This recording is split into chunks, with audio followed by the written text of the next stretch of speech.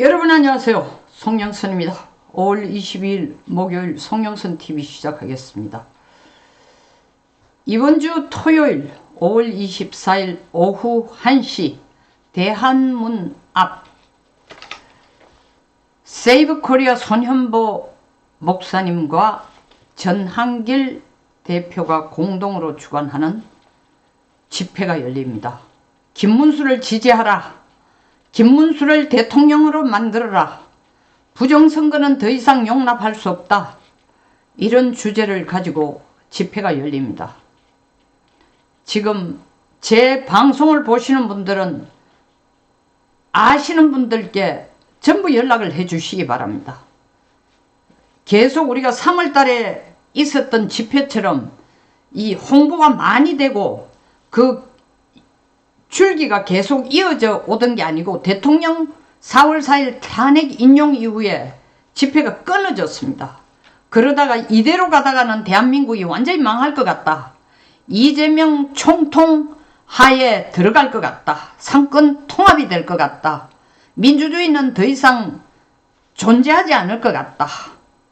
전부 공포 속에 떨면서도 어떻게 해야 될지 모르고 있으니까 이때에 분연히 다시 손현보 목사님과 전한길 대표가 일어섰습니다.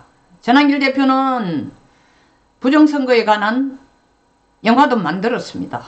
윤 대통령이 그걸 관람을 한 후에 잘 만들었다고 얘기하는데 거기에 대해서도 국힘 내에서 갑론을박을 하고 있습니다.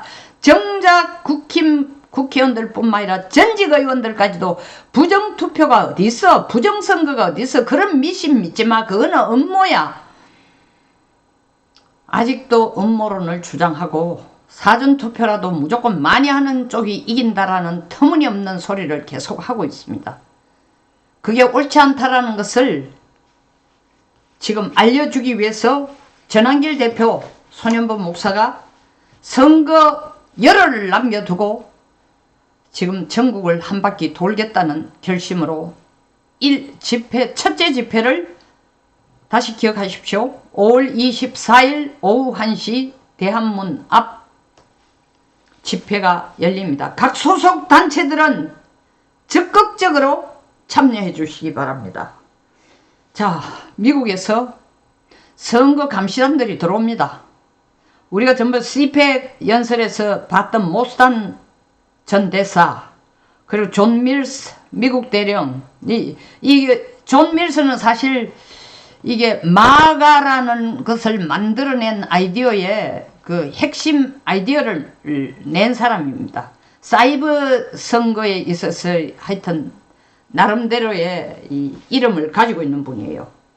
그리고 브래들리 케이어 박사, 그랜트 뉴섬, 케이텍 미국 대표입니다. 전 해병대 대령이고, 그리고 작년 7월 한국 부정선거 관련돼서 논문도 쓴 사람이에요. 그리고 중국 전문가인 타라오 박사, 그리고 여러분들에게 이미 잘 알려진 고던창 박사. 5월 25일 들어서 6월 5일까지 선거가 끝날 때까지 감시단으로 들어온다. 그리고 5월 27일 국회 대회의장에서 기자회견을 할 예정입니다. 그리고 대통령 후보 중에는 황교안, 김문수, 이재명, 이준석과 일단은 대담을 하도록 되어 있는 모양입니다. 선관위는 어떻게 행동하느냐? 우리가 점검할 거 다 했고 보안 체크할 거 다 해놨으니까 제발 들어오지 마라.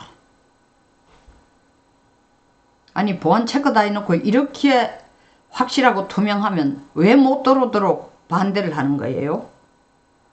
지금이야말로 바로 이들이 들어오려고 하는 데 대해서 투명한 선관위가 얼마나 투명하게 운영하고 있는 걸 국제사회에 증명할 수 있는 이렇게 좋은 기회가 어딨냐고.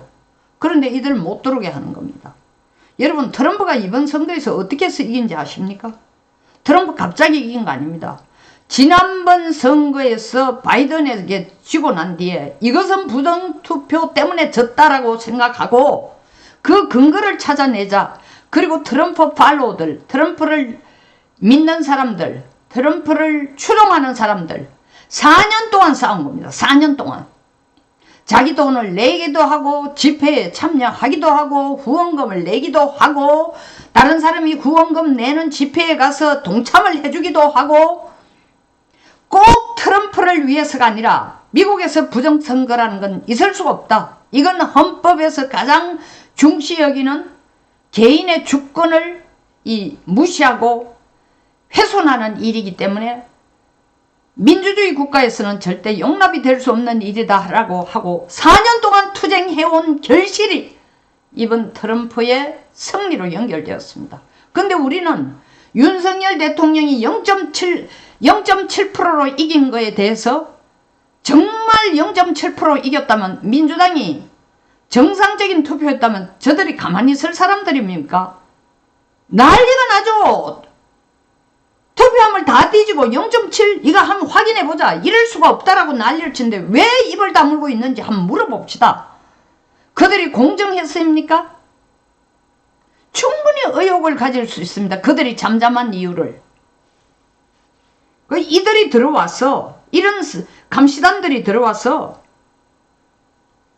선관위의 이 시스템이 투명하게 운영이 되고 있는가?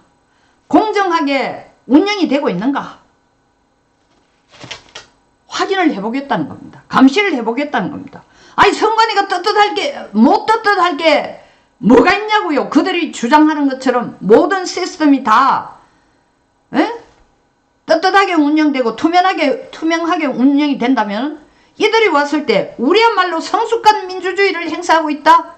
미국처럼 4년 동안 팔로우를 하면서 부정선거를 캐려고 할 필요도 없다. 한 봐라. 한국의 투표는 굉장히 공정하고 투명하게 이루어진다라는 것을 도리어 데몬스트레이션을 해줘야 되는데 들어오지 마라. 자, 최하의 경우 이들이 들어오지 마라 할 때 이들은 안 들어올까요? 들어옵니다. 들어와서 선관위 도움 없이 자체조사로 이 선관위가 공정하게 투명하게 운영되고 있는지를 살펴보겠다는 겁니다.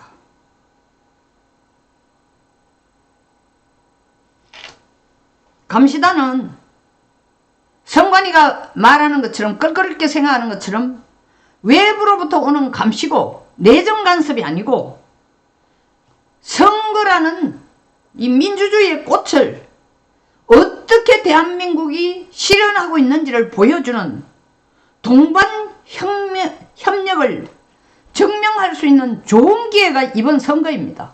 그렇기 때문에 선관위야말로 떳떳하고 공개적으로 이들을 환영하고 받아들이고 그들에게 보여줄 필요가 있고 제가 볼 때는 더 나아가서 의무까지가 있다고 생각합니다. 우리가 정말 민주주의라고 생각하고 민주주의에 꽂힌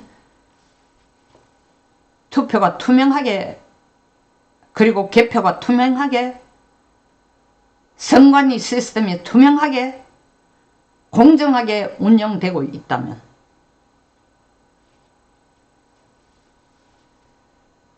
지켜봐야 되겠습니다. 선관위들이 어떤 행동을 할 건지. 이들 감시단들이 와가도 제대로 뭔가를 살펴보지도 못할 정도로 이제 들어온다고 했으니까 뭐 몇 겹을 더 에어싸거나 온갖 일을 다 벌려놓을지도 모릅니다. 보십시오. 유시민 전 의원이 나와서 미리 자락을 깔았습니다. 이재명 50몇 프로, 김문수 30%, 이준석 10%.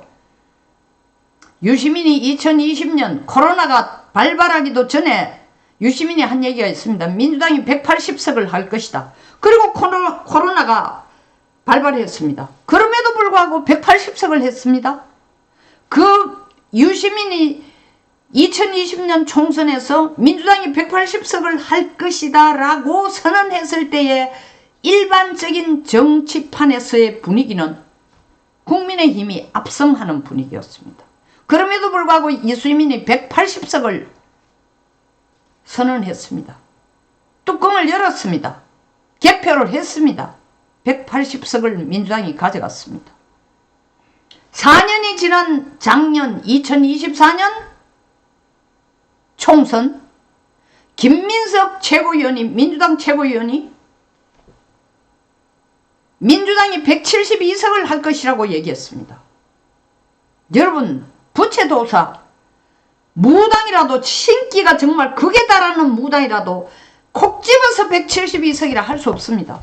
민주당 172석을 했습니다. 이거 뭐 어떻게 설명하시겠어요, 여러분? 어떻게?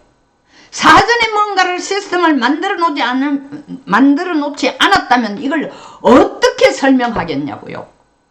아, 김민석이 촉이 좋아서, 유시민이 촉이 좋아서, 촉이 좋아도 5, 6석 혹은 10석, 우리가 대충 뭐 한 170석 내지 190석이라든가 혹은 160석 내지 180석 이렇게 얘기하지, 180석, 172석 안 합니다. 귀신같이 맞췄다는 거예요. 맞춘 게 아니라 맞추어지도록 해놓은 거죠. 뭘 근거로 얘기하냐? 그들이 말한 대로 이루어진 걸 보고 얘기하는 겁니다. 이쯤 되면 여러분들이 의욕을 갖고 있지 않으면 도리어 여러분들의 지성에 문제가 있는 겁니다. 그걸 한 번도 의심해보지 말자. 그것 자체를 이상하다고 생각하는 게 업무고 미신이라고 생각한다면 그건 머리에 구멍이 생긴 사람들이 하는 얘기입니다. 이렇게 국힘이 어설픕니다.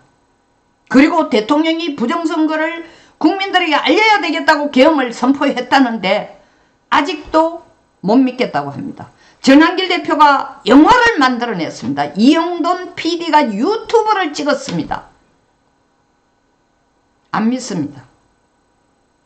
그러나 미국에서는 부정선거를 의심하기 때문에 한국을 오는 겁니다. 전한길 대표의 메시지는 사전투표하지 마라. 그건 시스템에 의해서 아웃사이더에서도 조작이 가능하다라는 겁니다. 제가 사전투표하지 마라 하다가 뺨때기 맞을 뻔했습니다. 우리 전 국회의원, 국힘의 전 국회의원에 의해서 근거도 없는 주장을 하지 말라는 겁니다. 누가 더 근거가 없는지. 김문수가 혼자 몸이 으스러지도록 뛰면 뭐 하냐고요. 당에서 배신하고 지 몸값 올리고 지가 살아남을 방법을 찾고 지한테 이득이 되는 길을 모색하고 있는 이 상황에서 투표마저도 민주당에 의해 도둑질 당한다면 이건 끝난 거예요. 그리고 거듭 강조합니다. 여러분, 김문수가 지면은 김문수 혼자 끝나는 게 아니에요. 위헌정당 해산 청구는 대통령이 바로 할 수 있는 겁니다. 대통령 권한으로 바로 할 수 있는 겁니다.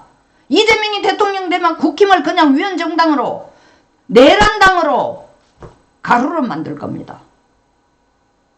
허영 교수님은 헌재가 대통령을 탄핵을 시키면, 파면을 시키면 헌재가 가루가 될 것이다 했습니다만은 안타깝게도 좌파 쪽으로 기울어진 사법부는 대통령을 탄핵시키고도 눈 하나 깜짝 뜨지 않고 양심의 가책가 하나 안 느낍니다. 그러나 그건 어디까지나 헌법학자가 교과서적이고 법리에 따라 원리원칙을 얘기했고, 이건 경우가 다릅니다. 이재명은 독재자입니다. 피를 보는 걸 두려워하지 않습니다. 자기의 정적을 죽이는 것을 두려워하지 않습니다. 부끄러워하지 않습니다. 썰어버릴 겁니다. 국힘이란 당은 지구상에 존재하지 않을 겁니다. 과장한다고요? 김문수 후보가 얘기한 것처럼 이재명이 대통령 되면 가장 두려운 게 뭐냐? 우리를 내란 정당으로 몰아가지고 당을 아예 없애버리는 게 문제가 아니라 선거에 뛰는 사람을 전부 정신병원을 만들어가지고 정신병자로 몰아서 병원에 넣을 거다. 자기 형님을 병원에 몰아넣었듯이. 대한민국엔 더 이상 법이 없어지는 겁니다. 같은 얘기를 제가 계속 되풀이하고 있습니다. 왜? 아무리 되풀이해도 여러분 머리에 안 박히는 것 같습니다. 지금 이준석과 한동훈이 누가 당권을 잡을 건가에 더 관심이 가 있는데 얼마나 바보 같은 짓이에요. 김문수가 이겨야 당권 가지고 싸움을 하지, 김문수가 지고 나면 다 초토화가 되는데, 당 자체가 없어지는데. 나는 괜찮아. 한동훈은 나는 12월 3일 계엄 선포하는 날 바로 국회 본회의장 들어가서 이재명과 웃으면서 악수하면서 나는 배지가 없지만 불법으로 위법으로 국회 본회의장에 들어가 이재명과 악수하면서 계엄을 막자라고 얘기했으니까 이재명이 나만은 살려줄 거야. 그건 당신 착각이야. 이준석 마찬가지야. 단일화를 안 하고 결국 이재명을 이기게 하고 김문수를 지게 하면은 김문수가 죽고 나면 이 당은 내 거야. 당을 접수해가 내가 당권을 접수해서 그 다음에 공천을 행사하고 그 다음 내가 대통령으로 가는 길을 닦을 거야. 착각하지 마세요. 당이 없어집니다. 김문수가 지면. 당은 콩가루가 돼요. 누구에 의해? 김문수에 의해서가 아니야. 국민의 지탄에 의해서도 아니야. 이재명에 의해서. 그냥 일당 독재로 가는 겁니다. 이재명이 대통령이 되면. 그게 무슨 이준석 당대표가 있고 한동훈 당대표가 있어. 결론 5월 24일 1시 대한문 앞 세이브 코리아 주최 부정선거에 대해서 얘기, 그리고 김문수가 대통령이 되지 않으면 대한민국은 끝난다. 집회가 있습니다. 시간을 내서 참석하셔서 많은 지지를 보내주시기 바랍니다. 간곡히 부탁드립니다. 끝까지 시청해 주셔서 감사합니다. 송영선이었습니다.